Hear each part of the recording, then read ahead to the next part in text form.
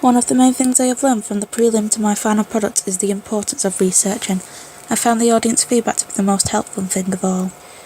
It made decisions much easier to make with tasks that I would normally find quite difficult, saving a lot of time.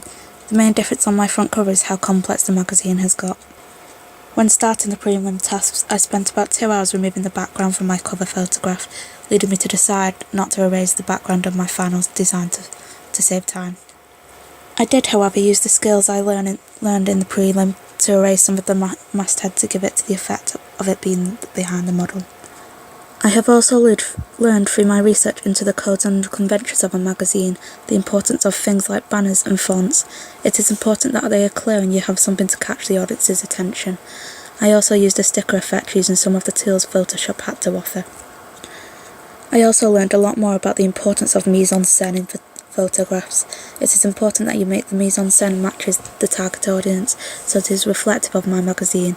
I thought a lot about where and who I was going to photograph in order to fulfill this.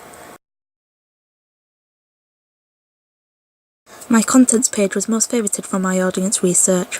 I think this was also the page I felt most comfortable with, and again the original audience research helped me a lot with this, helping me to confidently create a magazine contents page.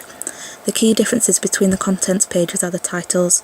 I decided I wanted to make it rather bold, and after some initial research I went on to find a website called thefonts.com, which held a variety of different fonts I could download and import on my contents page. I spent a lot more time on the little things like the subtext. I did things like drop shadow effects, and I tried different sizing until I was happy with the product. An important thing that's changed from the prelim is that I have added more photos. At the beginning of the task I didn't know much about the use of cameras, etc. As you can see from my final task, I researched a little into how to use the cameras. I spent more time trying out different camera settings.